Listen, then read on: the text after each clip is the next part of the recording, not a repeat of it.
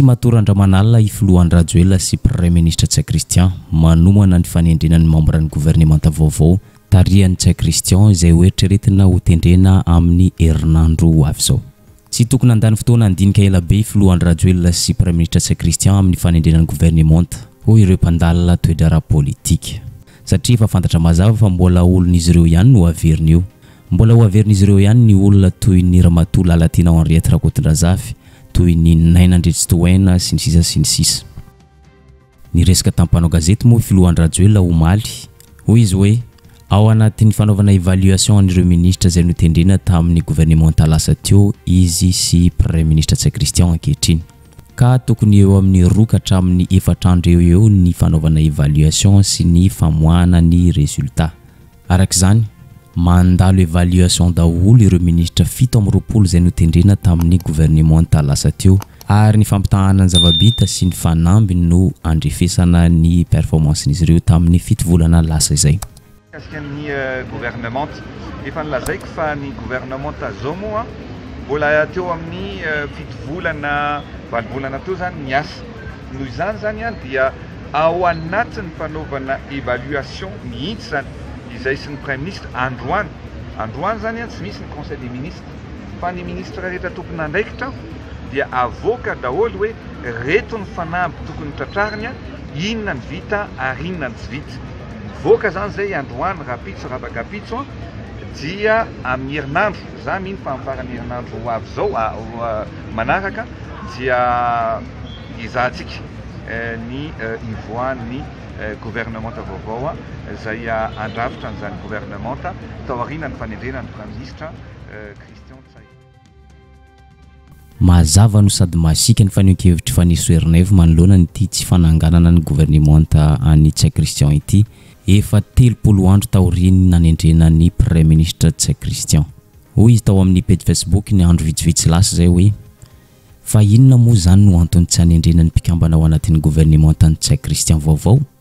Efa fantatra fa ireo ministra teo aloha ihany no mbola averina aty miampy ireo tontakely récupéré avy amin'ny rehetra any dia maninona raha mba manao zavatra ara-dalàna na koa hoe mety ve raha mametra-pialana i Premier Ministre Tsay Christian sy filohan'ny Rajoelina rehefa tsy vita ny anangana ny gouvernementa fa efa maika be ny fampandrosoanan'ny Madagasikara ka tsy afaka miandry fitondrana tsy tapa-kevitra ohatr'izao.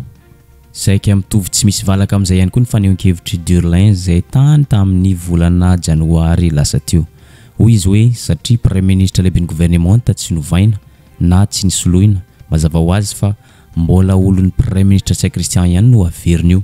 Zany hoe tsy hisy fivoanany gouvernementa izay ho ajoro na dia hoe anangana ny gouvernementa vaovao aza ny voambolana ampiasaina. Tsy fivana firy ny francine gouvernementa zany raha ny atao hoe amin'ny ankapobeny zany satria hitatsika fa ny gouvernement misy teo aloha dia gouvernement atao hoe nahavitany mission nampanaovina azy antsaka sy namany dia natoa misy ny reconduction ny Premier Ministre Tsay Christian dia dikan'izay zany ny Premier Ministre ihany no atao hoe mandrafitra ny équipe izay nahavitany mission. Araka nefa nolazain'ny filohan'ny Rajoelina tamin'ny valandresaka nataony tampanao gazety teo fa mandalo évaluation daholo ireo ministra izay notendrena tamin'ny 7 volana lasa zay. Raha toa ka mandalo évaluation tokoa ny ministra rehetra izay notendrena tamin'ny 7 volana lasa zay mba iza tokoa reny no tafajanona. Ndao tokoa jerentsika ankaiky hoe ministry ny folo alinda Generaly Saivelo Lola Monja Delphin tena voafehy tokoa ve ny fandriampahalemana? Tena voafehy tokoa ve ny sisin'ny ranomasina sy ny sisy tanin'ny Madagasikara? Ny valiny dia tsia. Fa kosa tsy azo lavina fa tena niasa ity ministra ity, niaro ny fitondrana ny Rajoelina, niaro ny sezana ny Rajoelina tsy rodana. Ministry ny raharambahiny Ramatoa Rafarahavavitafika Rasata. Tena voafehy tokoa ve ny fifandraisana eto Madagasikara sy any ivelany? Ny valiny dia tsia.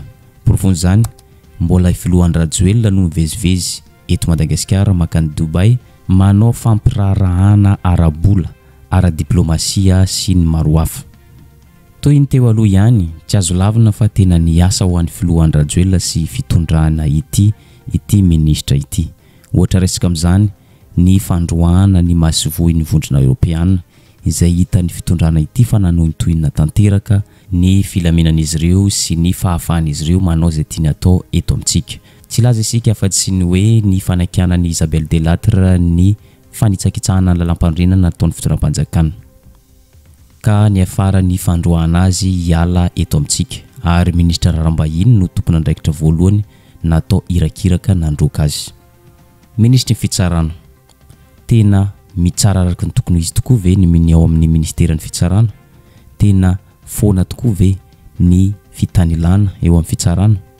Ny valiny dia tsia fa tsy azo lavina kosa ny asa mafy ho an'ny fitondram-panjakana ity ministeran'ny fitsarana ity, indrindra fa ministra Landy Mbolatina Andriamanantenasoa.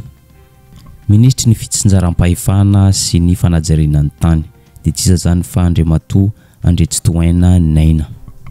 Hita taratra fa tsy mahomby ity ministera ny fanajarenan'ny tany sy ny fitsinjaram-pahefana fa kosa mbola manana chance ho tafaverina eo amin'ny toerana maha-ministra azy satria miasa ho an'ny fitondram-panjakana Andry Rajoelina. Ministra ny toe-karena sy ny fitantanam-bola dia tsy zany fa Ramatoa Rabarni Rinarson Rindra Asimbelo. Hita taratra fa tsy mahafapo ny fomba fiasan'ity ministera ity fa kosa mbola manana chance hiverina ho lasa ministra indray. Ministra ny ati-tany dia tsy zany fa Andriamatoa Tokely Justin efa mazava fa tsy ho tafaverina ministra intsony izy noho izy efa lany ho solombavambahoaka ary lany ho filohan'ny anteny mairaam-pirenena. Manaraka azy ao contrôleur général de police Rakotoary Manana Herilala, ministra ny filaminam-bahoaka. Tena mahomby ve ity ministera ity? Ny valiny dia tsia fa kosa mbola manana chance, manana toky hiverina eo amin'ny toerana izy noho izy miasa mafy miaro ny fitondrana Andry Rajoelina. Toy izany ihany koa ny ministra ny fampiroboroboana ny indostria sy ny varotra dia tsy zany fa Andriamatoa Razafindravay Edgar. Tsy dia nahitana fahombiazana firy fa mbola manana toky mbola hiverina eo amin'ny toerana. Manaraka azy ao ministra ny fambolena sy ny fiompiana Andriamatoa Rakotoary John Rakotoary Solo Suzelin. Tsy dia nahitana resaka firy ity ministra ny fambolena sy ny fiompiana ity fa kosa mbola maro ny lesoka sy ny zavatra tsy ampy tao anatin'ny fito volana zay fa kosa mbola manana toky ny hiverenana eo amin'ny toerana maha-ministra azy. Manaraka azy ao ministra ny fampianarana ambony sy ny fikarohana ara-tsiansy Andriamatoa Razafiarson Andriamanantena. Izay hita taratra fa tsy mahomby ihany koa ity ministera ity. Mitaraina ny mpampianatra tsy mandray karama, mitaraina ihany koa ny mpianatra tsy mandray borsa sy ireo olana maro samihafa eny amin'ny anjerimanontolo. Ministra ny fanabeazam-pirenena Saondra Arimalala Marie Michel tsy ho tafaverina maha-ministra azy intsony izy satria efa lany solombavambahoaka ny distrikany Fianarantsoa. Ministra ny rano sy fanadiovana sy fidiovana no ny solotoerana azy dia tsy zany fa Andriamatoa Ravokatra Fidiny Avo fa ambony ambany ny fitantanana, tsy mandray borsa ny mpianatra, kizarizary ny fampianarana sy ny maro hafa. Ny tena mampalahelo dia mbola ity ministra ity ihany koa no manome tsindry mpianatra izay mitaky ny zoany mahakasika ny fandraisana vatsim-pianarana. Mba rariny ve izany?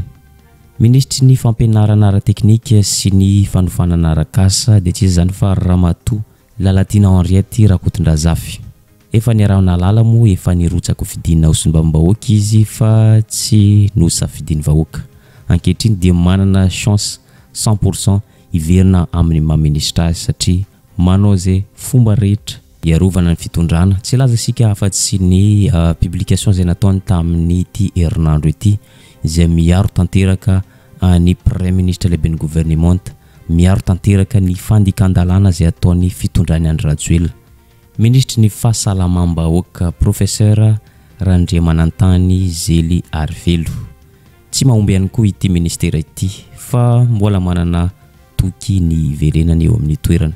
Ministra ny ponina sy ny firaisankina Ramatoa Fomendraza Aingo Elizette izay efa nametra-pialana nirotsaka ho fidina solombavambahoaka ary lany soamantsara izy zany hoe mety tsy ho tafaverina ho ministra intsony izy.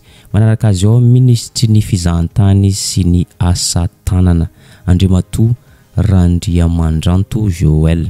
Tsy dia nahitana resaka firy ity ministra ity ary ny mistera zay sahaniny fa kosa manana andraikitra goavana izy eto amin'ny tany sy ny firenena fampiroboroboana ny asan-tanana sy ny fizahantany. Ministry ny fampiroboroboana ny haitao arakajy mirindra ny postra sy ny fifandraisan-davitra. Dia tsy iza zany fa Andriamatoa Razafindramalo Tahina. Tsy dia nahitana resaka firy ity ministera ity fa kosa mbola manana toky lehibe izy, mbola tafaverina ho averin'ny Premier Ministre Tsay Christian eo amin'ny toerana indray.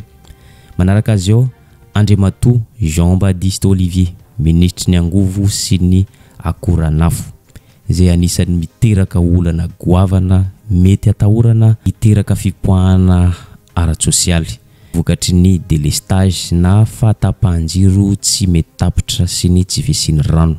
Fa kosa afaka madidio amin'ny maha-tompon'andraikitra azy izy raha ny hainy fanehoan-kevitry filoham-pirenena sy Premier Ministre lehiben'ny gouvernemanta.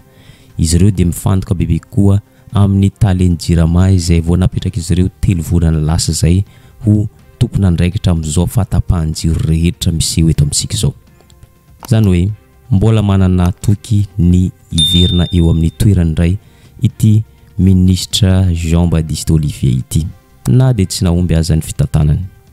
Saika mitovitovy amin'izany daholo ireto ministra sisa manaraka reto, toy ny ministry ny asa vaventy Colonel Andrianatrehana Ndriamiaja Liva, ministry ny fitaterana sy ny famantarana ny toetrandro Andriamatoa Ramonjavelo Manambahoaka Valérie. Toy izany ihany koa ministry ny asa sy ny fampananan'asa ary ny asa-panjakana Ramatoa Razafimbona Anitra Fitiavana. Toy izany ihany koa ministry ny rano sy fanadiovana sy fidiovana Andriamatoa Ravokatra Fidiniavo. Tsy nahitana fahombiazana daholo reny ny tany Saintsykirity. Manarak'izay ministry ny jono sy ny toe-karena Manga Mahatanty tsy manao ratsy Paubert. Ministry ny arenan-kibontany Andriamatoa Rakotomalala Erindrainy Olivier. Manaraka azy ao ministry ny serasera sy ny kolotsaina Andriamatoa Andriamananolo Augustin, izay efa lasa solombavambahoaka ankehitriny fa mety tsy ho tafaverina eo ministra intsony.